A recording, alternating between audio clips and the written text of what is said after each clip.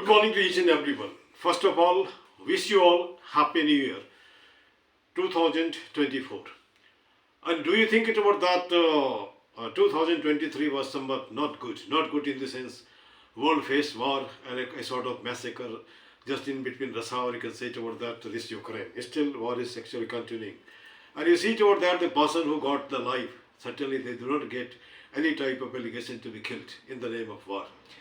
It is 21st century. I don't think it was that war should be actually given any type of privilege. Maybe Hamas is there, maybe Israel is there, and from here we expect it to be so that war should come to an end. But it is human nature to just supersede one another. A kind of war is actually imposed to the person, common one, actually layman, we can say it here. Again, I'm with you, just taking my friend, or you can say it over that Jha Banam Jha. And we both are actually teachers, but our area is somewhat different. I actually deal with English literature, but he is dealing multifarious area. अब यहाँ पे मैं लोगों को समझने के लिए हिंदी में ही बात करूँगा ताकि लोग अधिक से अधिक समझ सकें. अब यहाँ पे एक सवाल उठता है कि लोग पहले अपनी ज़िंदगी अपने आप जी लेते थे, चाहे जैसा भी हो, गरीबी में, अमीरी में. लेकिन आज यह लाइफ कैसे जिया जाए इसको भी प्रोफेशनल बना दिया गया है. और हमारा एक विचार है कि हर प्रोफेशनल को यहाँ पे लाओ, और कोई आदमी दो शब्द ही बोलता है, किसकी लाइफ बदल जाएगा कोई नहीं कह सकता, है ना. अब मैं मिस्टर अशोक कुमार झा से मैंने जिस तरह पहले एक बार इंट्रोडक्शन लिया था, लेकिन एक नए सीरीज से नए तरह का इंट्रोडक्शन होगा. और फिर आज मैं कोई एजुकेशन नहीं, योगा को लेकर चलूँगा, है ना. और कुछ व्यक्तिगत लाइफ, कुछ समष्टिगत, और कुछ सामाजिक, और कुछ वैसे जो देश के लिए, और वैसे कुछ आसपास के लोगों के लिए. Over to mister Jha, Ashok Kumar Jha, your introduction please. मेरा नाम अशोक कुमार झा है. मैं बिहार से हूँ और योग मेडिटेशन वगैरह सिखाता हूँ, जिसमें यूथ के लिए ज़्यादा फायदेमंद होता है मेडिटेशन सीखना. और उसके मेडिटेशन का मतलब आँख बंद करके नहीं, मेडिटेशन का मतलब होता है कॉन्शियसली किसी भी काम को करना. तो उस मेडिटेटिव वे में अगर कोई भी कुछ करता है तो सक्सेस निश्चित है. बस उसी पर हम बात करेंगे शायद. अब यहाँ पे अब यहाँ पे एक सवाल उठता है कि जैसे मान लीजिए कि दुनिया में जो मारामारी है उसके पीछे दो ही टर्म काम करता है. और पेब्लो नेरूदा को मैं यहाँ कोट करता हूँ, उसने बड़ा अच्छा कहा था कि ये दो शब्द अगर लोग समझ जाए, अंडरस्टैंडिंग एंड लव, दुनिया में सारे के सारे जो परेशानी वो अपने आप चले जाएंगे. अब ये लव कहाँ से आएगा जिसको हमने जाना नहीं, अंडरस्टैंडिंग कहाँ से आएगा जहाँ हमने जाना नहीं. हर जगह सेल्फिशनेस.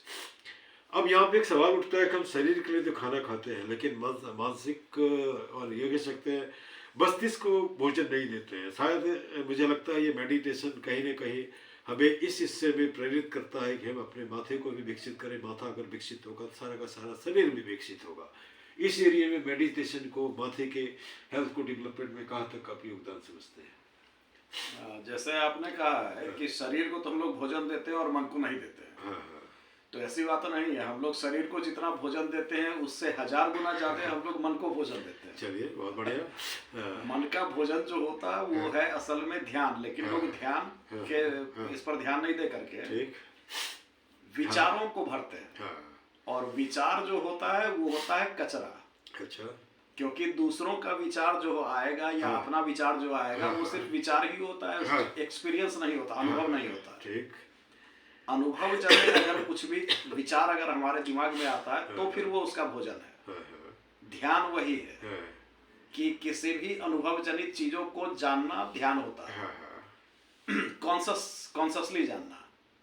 अब यहाँ पे शरीर को तो हम लोग जो भोजन दे रहे हैं वो दे ही रहे हैं. पहले खुल के बोल लीजिए. और मन का जो भोजन है वो होता है विचार. विचार के जैसे बारे में बताया कि विचार जो होता है कचरा. तो उसी को, कचरे को साफ करने में भी सफाई, मतलब उसमें कुछ निकलता है, बेहतर निकलेगा. तो ध्यान वही है कि आप विचारों में से कचरे को छांट के बाहर फेंकें और जो अच्छा चीज है उसको साफ में रखें. बस. अब यहाँ पे मैं ये कहना चाह रहा हूँ, फिर से पेब्लो नेरूदा को लाता हूँ. उसने अपने पोएम में बड़ा अच्छा कहा है. वो उनको मिला है नोबेल प्राइज लिटरेचर में. उन्होंने कहा कि अगर हम 5 मिनट ही मेंटली और फिजिकली साइलेंट रहते हैं तो हमारा जो समस्या है वो अपने आप मतलब कहीं ना कहीं सोचते हैं. माथे से तो हम कह सकते हैं एकदम पता नहीं कि साइलेंट रह सकते हैं, नहीं सकते, शरीर को तो नहीं हिला सकते. 5 minute it is too much different. अब जैसे मान लीजिए वो उस व्यक्ति विशेष का अलग सोच है, पॉइंट है, अपने अलग तरह से सोचा है। क्या लगता है कि ये जो एरिया है वो कहीं काम करेगा इसमें? 5 मिनट के लिए, जैसे मैं 5 मिनट के लिए आप भूल जाओ कि आप कोई काम कर रहे हो, 5 मिनट के लिए आप भूल जाओ कि कोई भाषा बोल रहे हो, 5 मिनट के लिए भूल जाओ कि आप मिस्टर झा हो, और 5 मिनट के लिए मैं भूल जाऊँ कि मैं मिस्टर झा हूँ। तो उससे क्या होगा कि जैसे हमारे हाथ में घाव है तो घाव की तरफ देखेंगे, है ना? या जो काम कर रहे हैं तो काम में सही कर रहे हैं कि नहीं कर रहे हैं, गलत कर रहे हैं कि नहीं कर रहे हैं, हम सोचते ही नहीं, आगे बढ़े जा रहे हैं, बढ़े जाते हैं, चरे मेथी चरे मेथी चरे मेथी लाइक दिस। अब यहाँ किसी ने कुछ बताइए आप, फिर मैं आता हूँ आपके योगा में। जैसे शरीर और मन के बारे में बोले तो शरीर को कंट्रोल करना तो आसान है, हाँ, लेकिन मन को कंट्रोल करना आसान नहीं, लगभग असंभव ही है। अच्छा। और जहां तक आपने कहा है वो 5 मिनट रोकने की बात, तो शरीर ये को मैंने 5 नहीं मिनट, कहा, ये भी पेब्लो नेराडा एक नाइजीरियन पोइट है, उसका सोच है ना? चलिए हाँ चलिए वो नहीं की बात। हाँ, तो उन्होंने भी अगर कहा है तो शरीर को 5 मिनट कंट्रोल किया जा सकता है, लेकिन उसमें भी परेशानी होती है बहुत सारे लोगों को। अच्छा। और मन को तो हम बोलते हैं कि 30 सेकंड भी आप कंट्रोल नहीं कर सकते। आप कोशिश करके देखिए, नहीं होगा। लेकिन ध्यान करने से, जैसे ध्यान के बारे में हम बताते हैं, तो ध्यान करने से, बार बार अभ्यास करने से उसको कंट्रोल किया जा सकता है। अच्छा अच्छा। जैसे योग का पहला सूत्र भी है। हाँ, पहला सूत्र तो हो गया अथयोगानुशासनम, और दूसरा सूत्र जो है मतलब योग शुरू करने का पहला सूत्र, हाँ, तो वो है योगः चित्त वृत्ति निरोधा। अच्छा अच्छा। मतलब योग जो है वो मन के वृत्तियों को रोकना है, जैसे विचारों को रोकना ही योग होता है हाँ, पतंजलि योग दर्शन के हिसाब ठीक से। है। तो मन को रोकना उतना आसान काम नहीं है। आप 15 सेकंड या 20 सेकंड भी अगर रोक लेते हैं तो बहुत बड़ी उपलब्धि होती है। हाँ, लगता है कि मतलब मन रुका हुआ है, लेकिन रुका नहीं है, वो भीतर भीतर चलता रहता है। सबकॉन्शियस माइंड बोलते हैं, उसमें चलता रहता है। कॉन्शियसली आप कर सकते हैं। अब यहाँ पे हम आते हैं योग की तरफ, एक चरणबद्ध तरीके से। एक तो भक्ति योग है, लोग अपने आप को डाल देते हैं किसी व्यक्ति विशेष को, किसी जिस ईश्वर को मानते हैं। उसके बाद कर्म योग है, बोलते हैं जैसा कर्म करोगे वैसा लोग बनेंगे। उसके बाद हठ योग है, हठ योग के बाद राजयोग है ना? और आप राजयोग की तरफ ज़्यादा कंसंट्रेट करते हैं। राजयोग में अगर जैसे माथे से अगर जोड़ते हैं तो थोड़ा सारे योगों को बताते हुए राजयोग जो है उसको कंसंट्रेट करिए, उसमें किस तरह से आप हेल्प कर सकते हैं लोगों को। राजयोग का मतलब हो गया, शुरू थोड़ा उधर से योग से करिए, जो हमने बताया अभी, भक्ति योग है, कर्म योग है, हठ योग है, सब पर बताते हैं। जैसे राजयोग से शुरू करते हैं क्योंकि बेसिक यही है। अच्छा। योग का मतलब राजयोग, और राजयोग का मतलब क्रिया योग भी इसको बोल सकते हैं। ठीक। जनरली इसको विवेकानंद ने चूंकि राजयोग के नाम से पुकारा है, इसलिए हम भी इसको राजयोग ही बोलते हैं। ठीक। Thank you to Vivekanand. और ब्रह्म कुमारी वाले भी ऐसे इसको राजयोग बोलते हैं, लेकिन ब्रह्म कुमारी वाले जो बता रहे हैं वो राजयोग नहीं है, वो उसका एक हिस्सा है छोटा सा। अच्छा अच्छा। राजयोग का मतलब होता है पतंजलि का जो योग है, उसमें कहीं भी किसी भी आसन को करने की बात नहीं होती। अच्छा। उसमें ध्यान पर ज्यादा विशेष ध्यान दिया जाता है, जिसको मेडिटेशन के नाम से जाना जाता है। ध्यान जो है वो योग, इस पतंजलि योग का 7वां हिस्सा है, मतलब 8 पार्ट का होता है, उसमें 7वां हिस्सा है। अच्छा अच्छा। शुरुआत होती है यम नियम से, यम नियम, आसन, प्राणायाम, प्रत्याहार, धारणा, ध्यान, और तब लास्ट में समाधि। तो यम नियम जो है वो है अपने आप को ठीक करना, समाज को, सोसाइटी को ठीक करना, बेसिक होता है ये। और उसके बाद तब जाकर के आसन शुरू होता है। आसन में अब हठ योग की बात करते हैं। हठ योग में है बहुत सारा आसन है, 84 लाख आसन है। ठीक। बहुत सारी और भी पद्धतियां हैं, कठिन कठिन पद्धतियां हैं।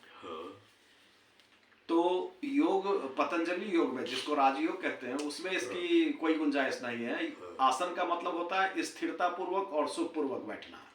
स्थिर सुखमासनम, स्थिरता पूर्वक और सुख पूर्वक आप जैसे बैठ सकते हैं वैसे बैठिए, वो राजयोग में आता है, और ध्यान कीजिए। ठीक।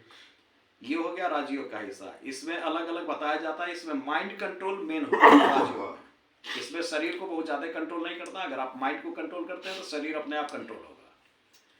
हठ योग ठीक इसके विपरीत है। हठ योग का सिद्धांत है कि अगर आप शरीर को कंट्रोल करते हैं तो मन अपने आप कंट्रोल होगा। दोनों सही है अपनी जगह पर। ठीक। तो डिपेंड करता है कि आप किस फेज में हैं। अगर आप शारीरिक रूप से व्याधिग्रस्त हैं, डिजीज्ड हैं, तो आपको हठ योग से शुरू करना चाहिए। अगर आपका शरीर फिट है तो आप राजयोग से शुरू कर सकते हैं। ठीक। इसके बाद तीसरा आता है भक्ति योग। भक्ति योग सरेंडर का मार्ग है। अगर आप कमजोर हैं, आपसे कुछ नहीं हो पा रहा है, तो बस भक्ति मार्ग में आइए और किसी भी जिसको भी आप मानते आप हैं, आइडल आप जिसको मानते हैं उसको मानिए मेरे- और उसके प्रति सरेंडर कीजिए। आप हीरो वर्शिप कहिए या जिसको आप मेंटर समझते हैं या ईश्वर को मानते हैं। अब इसमें दिक्कत ये होती है कि जब अच्छा काम कुछ कर लेते हैं तो होता है कि हम खुद किए हैं, और जब बुरा होता है तो भगवान को दोष देने लगते हैं, भगवान तुमने ये क्या कर दिया। तो ऐसा नहीं है, जो कुछ भी करते हैं उसका फल अच्छा हो या बुरा हो रहा है, वो सब भगवान पर अगर समर्पित करते हैं तो वो भक्ति योग का हिस्सा है। ठीक। भक्ति योगी में आप लोग मीराबाई को जानते होंगे, तुलसीदास जी को जानते होंगे, ये सब आते हैं। राजयोगी में जो है, रविदास, हाँ रविदास है, चैतन्य महाप्रभु हाँ है। हाँ, जितने भी इनकारनेशन हुए हैं, अवतार जिनको कह सकते हैं, सब कुछ। और राजयोगी में आते हैं जो जैसे विवेकानंद हुए, रामकृष्ण परमहंस हुए, ये सब आते हैं। अच्छा, एक मैं बीच में मैं रोक रहा हूँ आपको। जैसे मान लीजिए कोई बच्चा जन्म लेता है, जन्म लेने के बाद उनको पंडित को बुलाया जाता है, भैया इनको देखो इनके फ्यूचर में क्या बनना चाहते हैं। कुछ लोग बोलते हैं राजयोग को लेकर पैदा हुआ है। राजयोग का तात्पर्य क्या है? वो राजा बनना या कुछ और? नहीं, लोगों का कंसेप्ट यही है, कंसेप्ट यही है। हाँ, राजयोग का मतलब होता है कि बच्चा जो चाहेगा वो करेगा। हाँ हाँ मतलब शक्ति संपन्न होगा, हाँ, और शांति, हाँ ताकतवर भी होगा और शांत भी होगा। मतलब उसको जो चीज चाहिए वो उपलब्ध कर लेगा अपने आप से, इसलिए उसको राजयोग बोलते हैं। अब मैं थोड़ा पीछे लेके चलता हूँ। आपने नाम सुना होगा धीरेन्द्र ब्रह्मचारी का, है ना? इंदिरा गांधी से बहुत करीब थे और उन्होंने ये पहली बार शुरू किया योगा ट्रेनिंग। और बिहार में एक स्कूल है भी है, ये मुंगेर में, international school of yoga, Bihar school of yoga, जहाँ से 4 महीने का लोग कोर्स करके ढेर सारे लोग केंद्रीय विद्यालय में टीचर बनते हैं। तो वो योगा टीचर जो स्कूल में है, जो बच्चों को योगा सिखाते हैं, और वैसा योगा टीचर जो प्रोफेशनल है, जो घर जाके या जहाँ करते हैं, दोनों में कितने का फर्क होता है? एक टाइम किल करता है या फॉर्मेलिटी करता है, या वेतन भोगी है तो चल भाई किया तो किया, नहीं किया। हाँ हाँ, वो टोटल टाइम पास है और कुछ नहीं। टाइम पास है। योग कहने का मतलब जो सक्सेस का जो मार्ग है, योग से मतलब एक धारणा खराब आती है कि मतलब कोई योगी है, त्यागी है, वो नहीं है। योग से आप सक्सेस के रास्ते पर भी जा सकते हैं। और हम लोग जो योग सिखाते हैं, माइंड पावर की बात जो करते हैं, वो वही है। आप किसी भी चीज को अगर पाना चाहते हैं तो आप पा भी सकते हैं, अगर आप किसी चीज को छोड़ना चाहते हैं तो छोड़ भी सकते हैं। जैसे उदाहरण के लिए बता देते हैं कि राम ने सब कुछ छोड़ा योग करके, ठीक, त्याग किया, तब जाकर के उनको राज्य बाद में बोलिए। ठीक। कृष्ण ने भी त्याग किया था। तो ऐसे सभी त्याग करते हैं और उनको मिलता सब कुछ है। अच्छा। तो ऐसे ही साधना होती है इसमें कि अगर आप फलाने रास्ते पर चलते हैं तो उसका प्रोसेस है कि किस प्रोसेस से चलेंगे तो होगा, नहीं तो बस टाइम पास होता है। बहुत बढ़िया। अब यहाँ पे जैसे जो वेतन भोगी हो गए हैं, जैसे कि हमने देखा अपने कार्यक्रम में, वो पीटीआई है, प्रेस, मतलब खास करके वो नौकरी के लिए उन्होंने ट्रेनिंग, जब उनसे खेलकूद के बारे में पूछा जाता है तो बोलता है हमने इसका ट्रेनिंग नहीं लिया, तो फिर स्कूल में या कॉलेज में क्या पढ़ाई किया, है ना? तो कहीं न कहीं एक बहाना है। और मुझे जहाँ तक लगता है कि योगा किसी न किसी हद में आप कुछ भी करते हो, कहीं न कहीं अगर आप अपने जुनून आपका करने के लिए है, तो उसको जो भी डेफिनेशन दीजिए, मुझे लगता है कहीं न कहीं योगा होता है, माथे से जुड़ा होता है, शरीर से जुड़ा होता है, विचारों से जुड़ा होता है। अब गांधी जी को ही हठयोगी कहेंगे, उपवास करना क्या है, लंबे समय तक क्या कहेंगे इसको? हाँ, वो भी योग का एक हिस्सा है। और एक आदमी जैसे नागा लोगों को देखते हैं आप, वो कांटे पे सोया हुआ है नहीं, वो सब हठयोग नहीं है, वो सब अघोर विद्या है, बेकार विद्या है ना? उससे किसी समाज में किसी को फायदा नहीं होने जा रहा। अच्छा, अब हम जब योग परंपरा को लेते हैं तो योगी, जैसे कि हमारे जो सीएम है आपके उत्तर प्रदेश का, क्या उनको योग से जोड़ेंगे, या योगी वैसा जो किसी संप्रदाय को फॉलो करते हैं? मुझे लगता है गोरखनाथ संप्रदाय लाइक है, उस योगी में और वह योगा को सिखाने वाले योगी में कितने का फर्क है? नहीं, सभी अपने जगह पर ठीक है। वैसे ये राजनीति का क्षेत्र है, इसमें हम बात नहीं। राजनीति की बात नहीं, मैं तो योगा की बात कर रहा हूँ, राजनीति की बात नहीं कर रहा हूँ। योग सब कर रहे हैं, वो भी कर रहे हैं। और जो गोरखपंथी है या जो कोई पंथ अलग अलग है, वो कबीरपंथी है, गोरखपंथी है, सारे हैं, तो वो सब अपने अपने जगह पर ठीक है। अच्छा, लेकिन इसमें है एक चीज मैं बताना चाहेंगे कि अगर योग करते हैं तो योग करें, ठीक, दिखावा करने से कुछ नहीं। जैसे बाइबल में लिखा है कि अगर आप ईश्वर की आराधना करते हैं, है ना, या कन्फेशन करते हैं, दरवाजा बंद कर लीजिए, हाथ जोड़िए। अगर आप खुले में करते हैं, इसका मतलब आप दिखावा करते हैं, पूजा पाठ नहीं करते हैं। लेकिन हमारे जो सोच है, हमारा जो जैसे हिंदू कल्चर कहिए या जैसे हिंदुइज्म कहिए, या तो ओम जय जगदीश हरे बोरा ताली बजा करके ये करके वो करके, तो हो सकता है ये जिस तरह का सोच है, धारणा ठीक होनी चाहिए, बाकी आप जैसे करते हो उससे मतलब नहीं है। क्या ये सही लग रहा है? नहीं, इसमें अलग अलग संप्रदाय जो है उनमें अलग अलग बातें कही गई है। हाँ, इस्लाम में हाँ, भी कहा गया है कि प्रार्थना इबादत ऐसे करो कि दूसरों को, बगल वाले को खबर ना। खबर नहीं पड़े। हिंदू में भी कहते हैं कि दान पूजा ऐसा करना चाहिए कि किसी को पता नहीं चले। एक हाथ से करो, दूसरे हाथ को पता नहीं चलना। दाहिने से किया तो बाएं को नहीं, बाएं से किया तो दाहिने को। ये हर धर्म में है, लेकिन इसके विपरीत लोग चल करके दिखावा ज्यादा करते हैं, जो कि गलत है। क्योंकि ये दिखावा करने से कुछ फायदा होता नहीं है, बस समाज में थोड़ी सी इज्जत बनेगी और कुछ होता नहीं है, भीतर में शांति नहीं मिलेगी। एक नारद की छोटी सी कथा बताते हैं। नारद 64 कला के प्रवीण थे। ठीक, हिंदू धर्म के हिसाब से 64 कलाएं होती, जिसमें वो सभी में धुरंधर थे। अच्छा।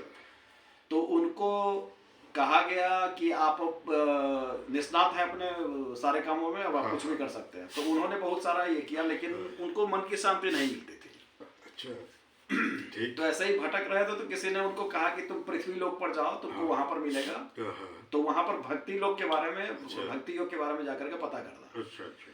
तो भागवत महापुराण की शुरुआत जो हुई थी, तो उसी के शुरू में ये कहानी है। भागवत महापुराण में कहने का मतलब कि अगर आप भक्ति करते हैं, अगर आप सक्सेसफुल हैं, जैसे 64 कलाओं में आप सक्सेसफुल हैं, और अगर आपके मन में प्रेम का भाव नहीं है, तो आपको चैन नहीं मिलेगा, आपका 64 विद्या, 64 कला बेकार चला जाएगा। मेन मुख्य बात होती है मन की शांति। अच्छा अच्छा।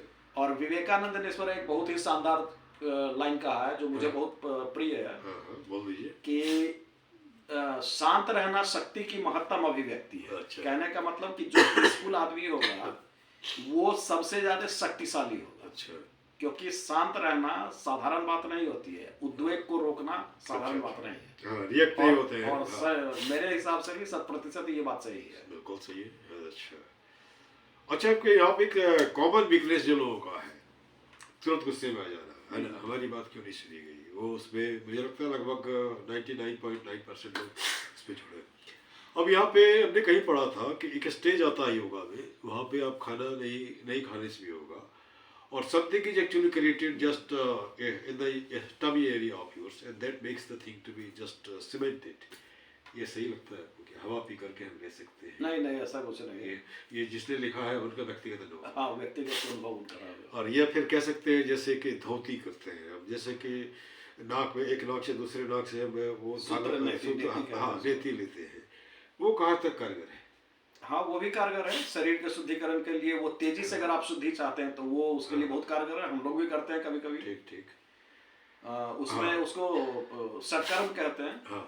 पंचकर्म भी होता है, आयुर्वेद में पंचकर्म होता है, ये षटकर्म है। वास्ति, धोती, नेति, ये सब आता है उसमें। अच्छा। त्राटक, भास्त्रिका, ये सब उसमें आता है। षटकर्म कहते हैं इसको। अब एक दो सवाल में और पूछना चाहूँगा। एक तो योगा जिसे व्यायाम बोलते हैं, एक्सरसाइज बोलते हैं, और योगा, उसको अलग कैसे करेंगे, या दोनों एक ही है? नहीं, दोनों अलग है।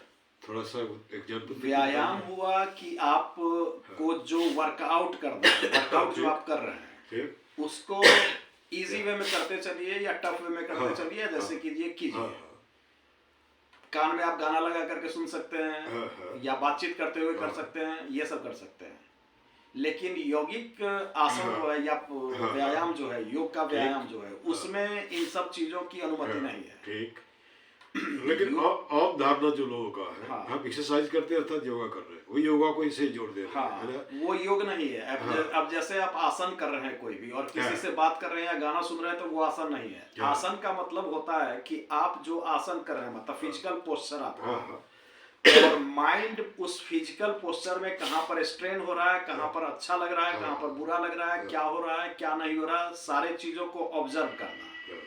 मतलब जिसको सारी चीजों को ऑब्जर्व करने को ही ध्यान कहते हैं। तो ध्यान भी वहां पर अगर अटैच है, तो एक हो गया पहला, जैसे शारीरिक व्यायाम जो कर रहे हैं वो। दूसरा हो गया मन को वहां पर इकट्ठा करना, और तीसरा हो गया ध्यान को वहां पर इकट्ठा करना। इन सब चीजों को जब एक जगह इकट्ठा करके ये किया जाएगा, तब वो योग का आसन या व्यायाम कहलाता है। इसीलिए इसको योग कहते हैं, क्योंकि इसमें बहुत सारी चीजें जुड़ती है।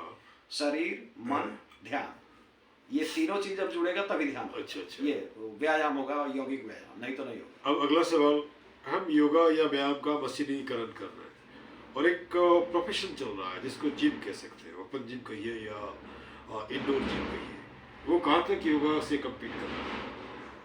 हाँ, वो भी ठीक है। अगर जिनको मसल बिल्डिंग करना है, जिसको अपना बॉडी दिखाना है, किसी को रिझाना है, तो उसके लिए वो ठीक है। लेकिन उससे उपलब्धि कुछ नहीं होती। कुछ नहीं होती है, लेकिन मन में हाँ, लेकिन साइकोलॉजिकली एक उसको चीज है लगता है कि कुछ कर रहे हैं। आत्मसंतुष्टि होती है कि बहुत कुछ शानदार कर रहे हैं। शरीर बन रहा है। हाँ हाँ, कुछ कर रहे और हैं। वैसे भी स्वस्थ रहेंगे, थोड़ा बहुत तो स्वस्थ रहेंगे, नहीं कुछ तो मिलेगा। अब एक सवाल यह है कि जैसे कि लोग आसन में बैठते हैं, आसन के साथ गायत्री मंत्र का पढ़ना या महामृत्युंजय जाप को करना, ये कहाँ तक लगता है कि काम कारगर होता है? हाँ, सही है। सही है। शुरू की अवस्था में अगर आप मंत्र पाठ भी करते हैं तो हाँ। मन को संयमित करने के लिए मंत्र का पाठ किया जाता है, तो आप उसको कर रहे हैं तो सही है। लेकिन धीरे धीरे लोग उसको क्या करते हैं तो बढ़ाते हैं, वो बढ़ाना नहीं है, उसको कम करते चलना है। अच्छा अच्छा। जैसे हम आपको प्रोसेस बताते हैं, जनरली प्रोसेस बताते नहीं है कि महाकाव्य का पाठ कीजिए बैठ करके, फिर उसके बाद चालीसा पर आइए, चालीसा से मंत्र पर आइए, मंत्र से बीज मंत्र पर आइए, और बीज मंत्र के बाद छोड़ दीजिए। ठीक ठीक ठीक। तो ये होता है योग का प्रोसेस। लेकिन लोग उल्टा करते हैं, हाँ हाँ। बीज मंत्र से मंत्र पर, मंत्र से फिर उसके बाद मतलब जो पाठ करते हैं। सही गाइडलाइन है, जो मन में आता है कर लेते हैं, है ना? हाँ, ठीक है। अब यहाँ पे अपने से इनसे ढेर सारी बातें पूछी। ये इनके पास खान है जानकारी का, और इस खान से एक बार पहले भी मैं इनका इंटरव्यू लिया था, ये दूसरी बार है। फिर कुछ विधा में बात करेंगे, लेकिन कुछ बातें तो इनकी हैं जो ये कहते हैं कि मैं डायबिटिक्स को रिवर्स कर सकता हूँ। ऐसे तो बहुत सारे लोग रील में आते हैं, कुछ कुछ बोलते हैं नहीं है, और ब्लड प्रेशर को भी रिवर्स कर देते हैं, ठीक है ना? और मैं चाहता हूँ कि आप इनको जांचिए, परखिए। जैसे कि हम भी, मैं फिजिकली तो टीचर है, लेकिन होम्योपैथी में प्रैक्टिस करते हैं, तो मैं भी कहता हूँ कि आप मुझे जांच सकते हो, और ठीक लगता है ठीक है, नहीं तो कोई ऐसा कुछ नहीं कि मैं हमारे पास आओ ही या ये इनके पास ही आओ, है ना? तो किसी को मौका तो आप जरूर दो, है ना? तब मैं इससे, ये फिर से मैं बोल रहा हूँ, ये आपके डायबिटिक्स को रिवर्स कर देंगे, अर्थात आपको दवाई खाने की जरूरत नहीं पड़ेगी। प्रोसेस इन्होंने से मैंने पूछा था, लेकिन वो किसी दिन मौका मिलेगा तो फिर उसको भी कवर करेंगे। ब्लड प्रेशर और ये डायबिटिक्स ये आज का कॉमन रोग हो गया है। मुझे लगता है राज रोग कहीं, जैसे अभी राजयोग बात कर रहे थे, राज रोग हो गया है ना? और जिससे पूछिए तो बड़े फख्र से बोलता है मैं इतने टेबलेट खाता हूँ, है ना? और हमारी सुषमा दीदी भी खाती थी, और बेचारी, और वो क्या थे, उनके नाम भी भूल गया, है ना, एक मंत्री जी थे वो भी। तब यहाँ पे एक सवाल उठता है कि जितनी दिन का समय लेकर आए उतना दिन तो जिंदा रहेंगे, लेकिन जब तक जिंदा रहे, स्वस्थ रहने का मतलब है कुछ कुछ करते रहें, अपने काम से भी समय निकाल करके योगा करें, और उसके बाद अपने डायबिटिक्स को रिवर्स करें, और अपने ब्लड प्रेशर को रिवर्स करें, या जैसे किसी तरह का दर्द अगर शरीर में, उसको भी रिवर्स किया जा सकता है। कोई भी बीमारी एक अगर मिनट, आपको हाँ, असहज महसूस हो रहा है तो आप और डिजीज्ड हैं। ठीक है, ये इन्होंने बताया। और उसके बाद मैं ये कहना चाहता हूँ, जहाँ तक हमारा तजुर्बा बोलता है, ढेर सारी बीमारियों का जो है फूड डिफिशियंसी। आप रोज रूटीन में एक तरह का खाना खाते बहुत हो, बड़ा कारण है। उसको अगर आप थोड़ा सा कर लेंगे तो मुझे लगता है वहाँ भी हेल्प मिलेगा, है ना? जरूर। और जो एक्सपर्ट है उससे आप सलाह ले सकते हैं। आज सलाह नहीं ले, उसको जांचिए ना भाई, मेरे एग्जाम्पल पूछो ना। हम तो पूछते हैं, कोई भी सवाल पूछो ना, जैसे मैं पूछता हूँ लोगों को, तो उसको भी तो अधिकार है पूछने का। अब ये 2 शब्द बोलेंगे और अपना फोन नंबर बोलेंगे, उसके बाद में वीडियो को वेट कर दूंगे। और भी कुछ नहीं, बता देते हैं। बोलिए। कोई भी डिजीज जो पैदा हुआ है आपके जन्म होने के बाद का इलाज होता है। हाँ, तो उसका रिवर्स अगर आप करते हैं, उल्टा प्रोसेस करते हैं, मतलब बीमारी अगर कोई भी होती है तो उसको पैदा किया जाता है शारीरिक और मानसिक कारणों से। अगर उसका विपरीत आप कर देते हैं तो वो डिजीज ऑटोमेटिकली अपने आप ठीक हो जाएगा। ठीक, तो बस उसी पर काम करते हैं हम लोग। आप डिजीज कैसे पैदा किए हैं उसके बारे में हम जानेंगे, और आपको उसका रिवर्स बता देंगे, आप उसका प्रैक्टिस कीजिए, ठीक हो जाएगा। ये बहुत आसान काम होता है, कोई बहुत मुश्किल काम नहीं होता। लेकिन इसको इतना आसान भी मत समझिए, क्योंकि आपने इसको 1 दिन 2 दिन में नहीं किया है, ये बरसों में हुआ है, इसलिए इसमें कुछ थोड़ा टाइम लगेगा, समय लगेगा।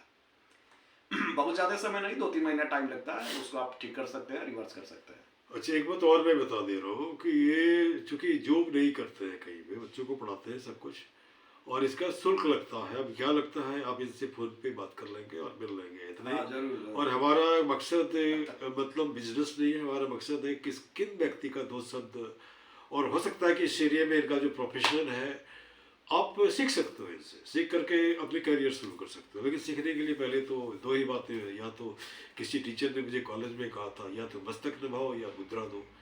अब इस दो के बीच में आप कहाँ रहते हैं ये तो आपके ऊपर डिपेंड करता है। और इन्हीं शब्दों के साथ मैं इसे वेट करूँगा, लेकिन वेट करने के पहले मैं फिर से झाजी से कहूँगा कि आप अपने फ़ोन नंबर को दोबारा बता दीजिए, जो व्यक्ति ज़रूरतमंद है आपसे कांटेक्ट करेंगे।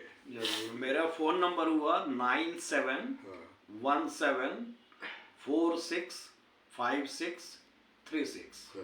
एक बार फिर से दोहरा देते हैं, 9717465636। ठीक। इन्हीं शब्दों के साथ इनका मैं कोटि कोटि धन्यवाद देता हूँ, उन्होंने समय दिया। और उसके बाद मैं आपसे भी उम्मीद करता हूँ कुछ इनसे सीखिए, कुछ इनसे नहीं, जिनसे भी मिलता है जरूर सीखिए, है ना। और 2024 हमारा अच्छा हो, 2023 जैसा भी था। इन्हीं शब्दों के साथ थैंक यू सो मच, है ना। और फिर से happy new year, because it is 2 जनवरी, है ना। और आपका दिन अच्छा हो, समय अच्छा हो, ज़िंदगी अच्छा हो, प्रॉस्पेरिटी की ओर, आप ब्यूटी की ओर कुछ करें। Thank you very much. धन्यवाद। नए वर्ष की शुभकामना सबको। हो गया जी।